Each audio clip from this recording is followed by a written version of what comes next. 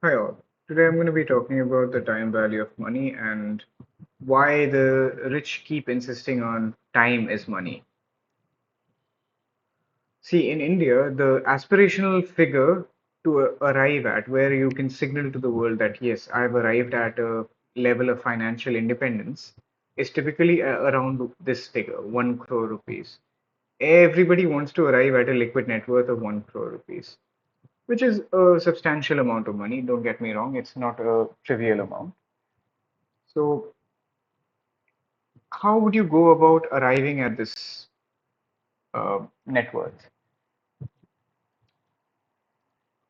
Let's say you're a 25-year-old and you want to become worth 1 crore rupees by the age of 40. So you have 15 years of time to make whatever investment you need to do in order to arrive at this amount of money.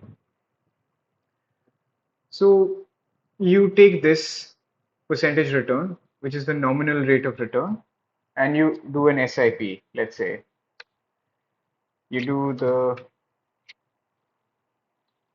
put the rate in your calculation for the number of years you put in this, and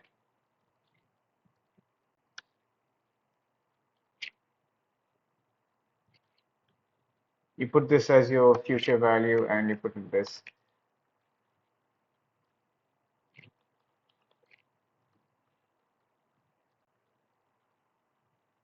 Let's say you make this 2 lakh rupee a year kind of investment, and you think you're going to be worth 1 crore rupees by the end of 15 years, by the time you're 40 years old. Which will be correct. You'll arrive at 1 crore rupees if you get 12% rate of interest and you invest 2,40,000 rupees a year. This is yearly, by the way, because I took the NPAR as 15 directly. I did not multiply by the number of years. You can, if you want to learn how to calculate this, feel free to look up any tutorial on the internet. There's plenty.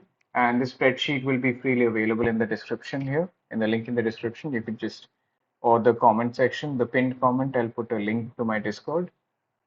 You can get this spreadsheet for free and you can play around with it. Anyway, so if you invest 2,40,000 rupees, roughly speaking, every year, uh, you'll get roughly this figure, 12% rate of return from any mutual fund or whatever. People claiming higher returns, you should be skeptical about them because 30 years in, the average becomes around 30 years time, the geometric mean returns converges upon this number, this percentage figure. If you put this number each year, these many rupees into your investment portfolio each year, in 15 years time, you will arrive at the 1 crore rupee net worth, liquid net worth. But within 15 years, the purchasing power of that 1 crore rupee will dwindle down to this figure because this takes the inflation into account. This calculates the present value using the inflation figure. 1 crore rupees nominally in 15 years time, which is 40 minus 25, will be worth around 38 lakh rupees, 33,900 of today's money, of today's rupee. So if you calculate your investments purely based on the nominal returns that are given, nominal means you're not taking inflation into account. Real means you're subtracting inflation figure. So if you only take the nominal returns into account, you will arrive at the 1 crore rupees within 15 years time. But within 15 years, the 1 crore rupees will be worth only 38 lakh rupees of today's money. So if you actually want the purchasing power of 1 crore rupees of today, you have to make substantially larger investments, which is why people avoid doing this in the first place, because it's psychologically much harder to think that, oh, I have to make such a large commitment. It's so difficult. It is difficult. It is what it is. But time is money, and it's there for a reason. So if you take the inflation into account, you have to suddenly put in 6,25,000 rupees ish into your investments each year, which is substantially larger. It's nearly 2.5 times of this figure, right? Or maybe more. I don't know. Anyway, so if you want to arrive at this figure, this number, the 1 crore rupees of today will be able to purchase goods and services which will require 2 crore 61 lakh rupees in 15 years time. Let's say today is 2025. In 2040, it will cost you 2 crore 60 lakh 83,000 rupees to buy the same thing that you can buy for 1 crore rupees today. Because of inflation, the rupees will be devalued like that.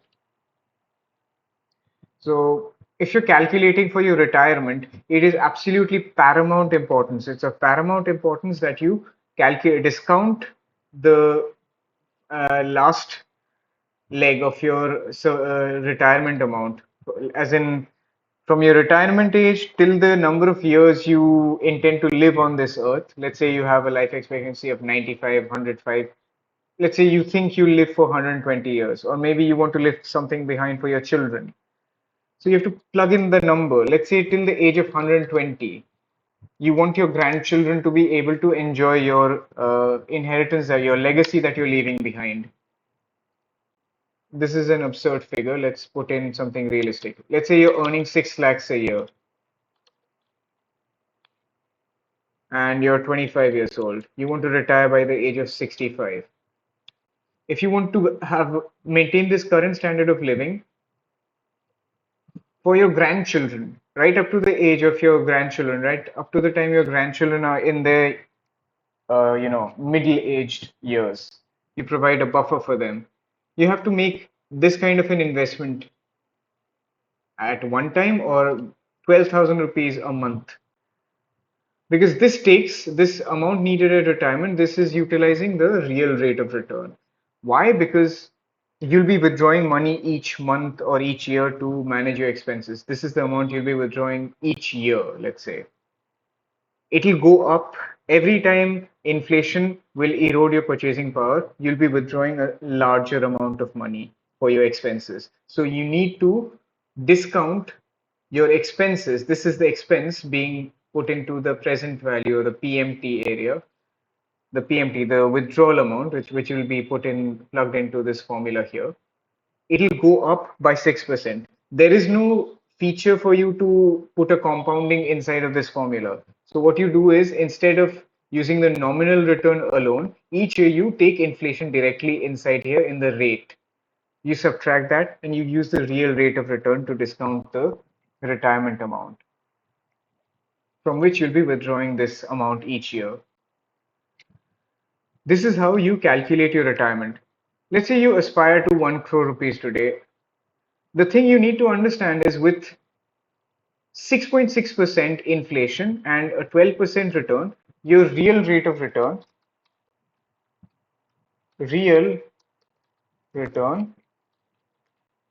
will be somewhere around 5.4%.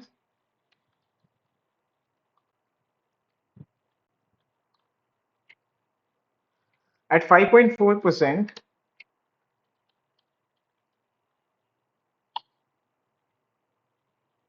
uh-huh.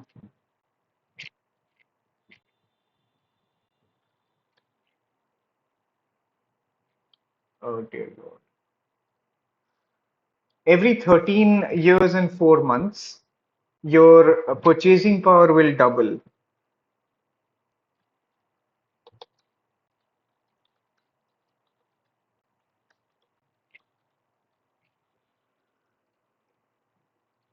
This is the rule of 72. You're supposed to know this from whatever. But you can divide the real return, divide 72 by your real returns, and you see that in 13 years and 4 months, 13 years and 4 months, yeah, let's say, every 13 years and 4 months, because it's 13.33, one third of a year is 4 months, there are 12 months in a year, your purchasing power doubles. So if you leave this aside, the 1 crore rupees, you make the investment and you, whatever, you manage to somehow put together 6,25,000 rupees each year to put into this.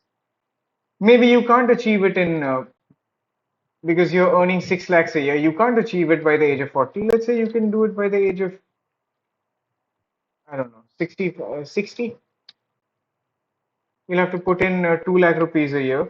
By the age of 60, your actual, by real rate of return, this is by the real rate of return I'm calculating, you will have a net worth of the equivalent purchasing power of 1 crore rupees. By then, nominally, you'll think you have 9 crore 36,000 rupees, the 9 crore 36 lakh rupees in your account. But in actuality, it'll be 1 crore rupees of 2025. But this will be in 35 years' time. In 35 years' time, it will be 2060. In 2060, 1 crore rupees of today will be worth 9 crore 36 lakh rupees. That's how much the rupee will be devalued, approximately speaking. But in 60 years' time, let's say you put in one third of your income, which is here, into investments. You manage to put in every month, money is coming into your account, you put one third of that into your investment, some mutual fund that yields 12% a year. Let's say you're lucky and you're able to do this. You'll have your 1 crore rupee liquid net worth by the age of 60. Right. And if you manage to not spend that money, if you manage to do that, let's say your children are earning money and you live off of their income and you leave this aside. Every 13 years and 4 months, the purchasing power, what you can buy with your investments, what you can buy with your net worth, let's say your portfolio, will increase twofold. Let's say you can buy a one bedroom apartment for 1 crore rupees today. If you leave this aside, in the investment portfolio that yields 12% for 13 years and 4 months, you'll be able to buy a two-bedroom apartment in 13 years and 4 months because you'll have a lot more than 1 crore rupees in your portfolio. Let's say in 13 years and 4 months, what will be the value of it? Rate, let's say C8 minus C5, NPER is F7, PMT is 0.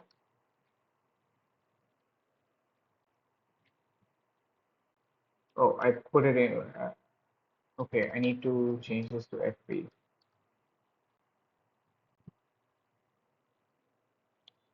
The present value is this, and it's the beginning of the period.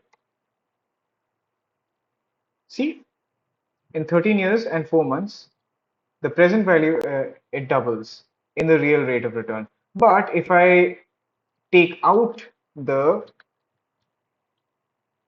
inflation figure, you'll get the nominal amount. In let's say 13 years and 4 months time, you'll be able to buy 2 crore worth of things of today, but you'll have 4 crores for 53 lakh rupees in your portfolio if it just yields 12% a year. This is how the rich stay rich and they get richer over time. Whatever they do, they keep making money and they make sure they don't spend from their investment portfolio. They have some kind of real rate of return. They make sure that there's some kind of real rate of return that compounds in their favor. So if you leave this aside, as more time goes on, this works for you. This compounding figure, it works in your favor. So every 13 years and 4 months, you'll be able to buy double the number of things that you can today. If you can, let's say, set aside this money for your grandchildren, and instead of taking it out at all, 80 years later, let's say your grandchildren have children of their own, they don't have to work ever. They can just live off of this. They can buy their own apartments, they can buy, finance their education, they can start their own art projects, they can set up movie studios or YouTube channels, they can start podcasts. They don't have to, start at the bottom anywhere necessarily, unless they really want to. They don't have to become an accountant. They don't have to become engineers. If they want, they can be poets. If they want, they can be economists. They can be intellectuals. They can be politicians, whatever. This is how the rich buy the dreams for their children and grandchildren through a real rate of return and compounding. I hope you learned something from this video. How to achieve this, I will teach you later. 12% a year. You can buy index funds and all, but I'm not going to be advising directly. I'll teach you how I choose. and how I analyze and compare different investment products or equities, whatever. Whether or not you follow my education is up to you. I will be bringing more information. So if you want to follow that, please subscribe to my channel. Until next time, keep learning. Good luck.